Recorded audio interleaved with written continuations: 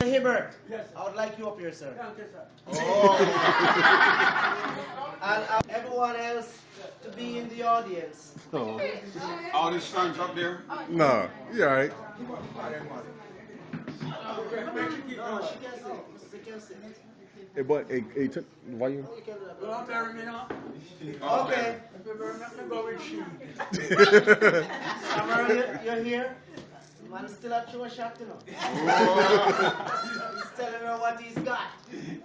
Anyway, it is a wonderful evening for us to come together like this, undoubtedly. Surprising enough, I didn't know the audience would be of this magnitude. And the cause of all this, of course, starts from Miss Izzy, my mother, Mrs.'s daughter, Joyce. Joyce meeting this strong-looking man that looked like a boxer in the 70s.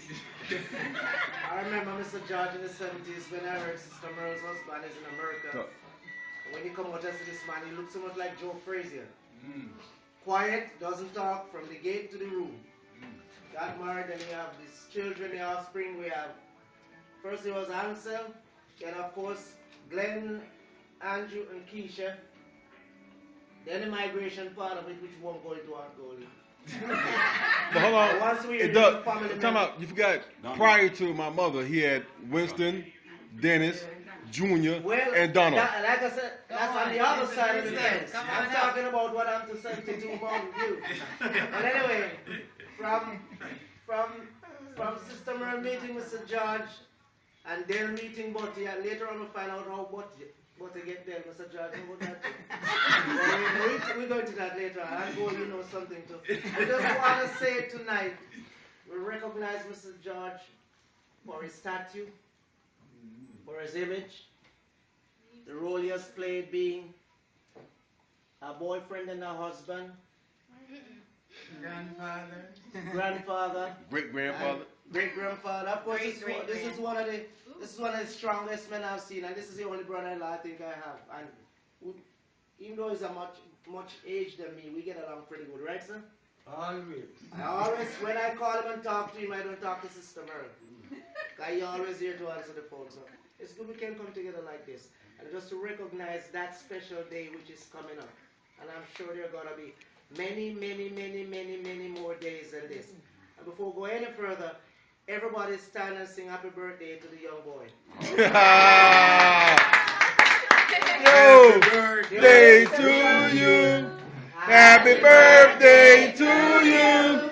Happy birthday, Mr. Joyce. Happy birthday to you. Hey.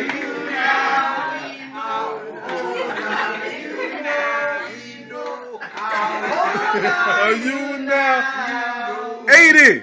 Happy birthday to you. Hey.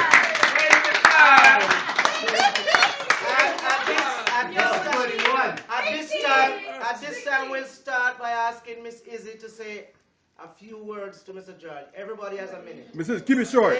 Miss Say a Izzy, few words to Mr. George on his birthday. Miss Izzy? keep it short. You don't have to get up, you know. We know you're sitting there. Say something about Mr. George. That's your son-in-law. George meeting. Mr. George, Yes, ma'am.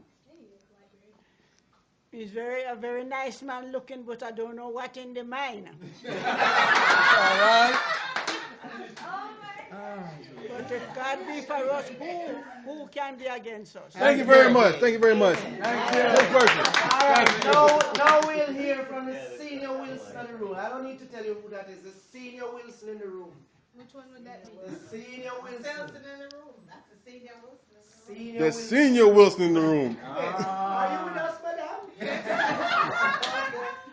Well, I'm happy that George has reached a milestone that lots of people, try to reach, but they pass on the wayside.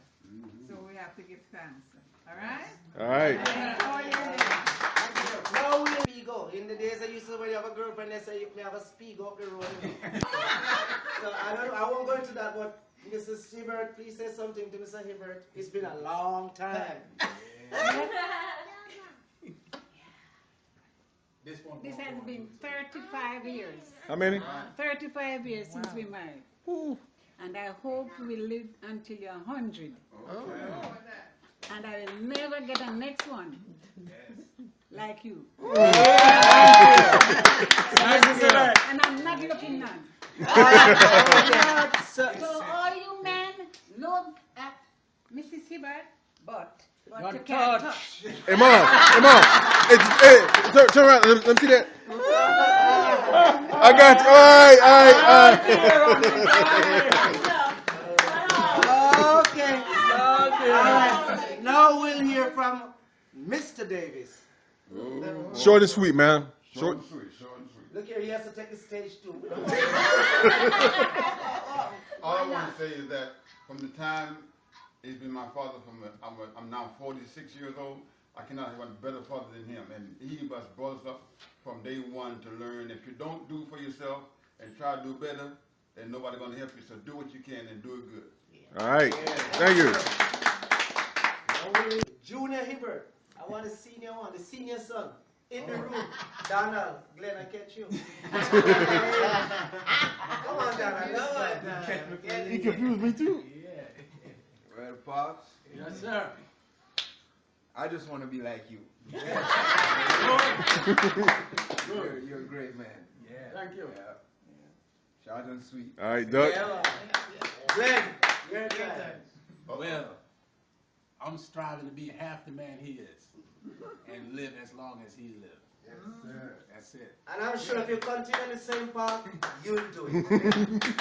Yeah. All right, now we hear from the photographer. So somebody He's turning around quick. Hey, this is my father. This is the man that, if I could be a tenth of the person that he is, I'd be a great person. This is the man that he teaches from various. I remember at a young age, he took us to the orange groves. We were probably in 3rd grade. He said, "Look, this is your tree, Andrew and Glenn. And so this is your tree." And we were like, "What are we doing in the orange grove?" He says, "Pick the tree." We're picking the oranges, and about midday, he come and say, "How you feel?" So you're tired. He said, "Good. If you ever have to work this hard when you're an adult, you fail." That's true. And it's not my fault. I'll put you through school. I will give you whatever you want. But if you ever picking oranges for a living, you will fail. Every job I've worked so far in all my life, I managed people since I was 21 years old. I've told everybody that story. I said, my work ethic is different from your work ethic. I said, my mother was a domestic worker. My father worked in the cane fields and cut cane and whatever it is. I said, so when I come to work, and I get it from my father. So when I come to work and I tell you guys to do something, I'm coming from a different perspective. From that perspective. And to this day, I tell everybody that story, and people say, "We're not your father, we know the story." Every time I work, everybody knows my mother and father at work, and I tell them that story where I come from. I mean, being in the classroom with kids and my mother cleaning their house.